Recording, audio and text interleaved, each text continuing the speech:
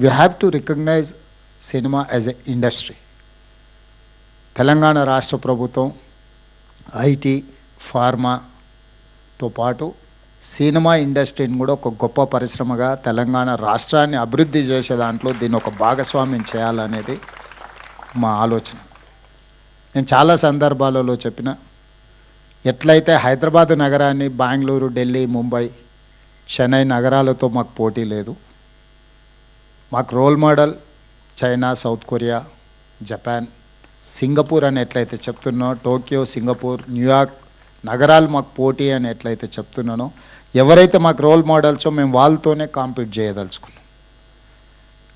Telugu cinema industry కూడా పక్కన కోలీవుడ్తోనో లేకపోతే శాండల్వుడ్తోనో లేకపోతే బాలీవుడ్తోనో కాదు, we have to compete with Hollywood. Hollywood movie చూడడం కాదు, హాలీవుడ్ మూవీ కూడా ఇక్కడ తీయాలి, ఇక్కడ ప్రదర్శించాలి.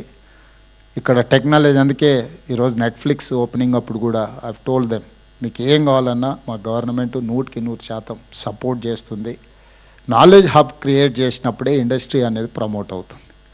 ఈరోజు కృష్ణానగర్ని మనకు చిన్న చూపు చూడవచ్చు, కానీ ఆ కృష్ణానగరే గొప్ప గొప్ప సినిమాలు ఇవ్వడానికి ఒక గొప్ప వేదికకు, ఒక బాహుబలి వచ్చిందన్న, ఒక పుష్ప వచ్చిందన్న, ఇట్లాంటి గొప్ప సినిమాలకు పనిచేసిన సాంకేతిక నైపుణ్యం ఉన్న కళాకారులు చాలామంది అక్కడ ఉన్నారు. ఈ ఇండస్ట్రీని తెలంగాణ రాష్ట్ర ప్రభుత్వం గుర్తించడమే కాకుండా ఈ ఇండస్ట్రీ పెరగడానికి అవసరమైన అన్ని సహకారాలు అందించడానికి ఈరోజు తెలంగాణ రాష్ట్ర ప్రభుత్వం సంసిద్ధంగా ఉంది.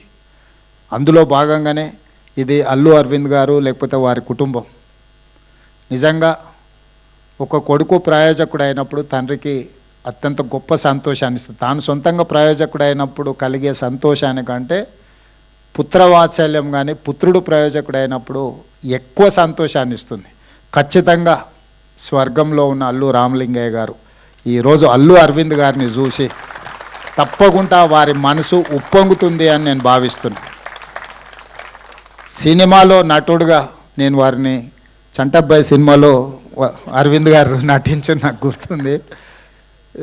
సో వారు నటుడుగా కాకుండా పరిశ్రమలో ఒక ఇన్స్టిట్యూషనలైజేషన్, ఒక వ్యక్తిగా కాకుండా ఒక సంస్థగా గీతా ఆర్ట్స్ కానీ కుటుంబంలో ఇప్పుడు అల్లు అరవింద్ గారు ఏదైతే బన్నీని, అల్లు అర్జున్ని లేకపోతే శిరీష్ని చూసి సంతోషపడుతున్నాడో, అంటే ఆయన సక్సెస్ కంటే కూడా ఆయన పిల్లల సక్సెస్ని ఆయన ఎంజాయ్ చేస్తున్నాడు. సో అల్లు రామలింగయ్య గారు, అల్లు అరవింద్ గారు, ఈరోజు బన్నీ, వీళ్ళ సక్సెస్ స్టోరీ చాలామందిని ఇన్స్పైర్ చేస్తుంది. చాలామంది ది సక్సెస్ వెనకాల ఉన్న వాళ్ళ హార్డ్ వర్క్ని అర్థం చేసుకోవాలి. హార్డ్ వర్క్ అర్థమైనప్పుడు మనకు ఆ వ్యక్తుల పట్ల గౌరవం పెరుగుతుంది.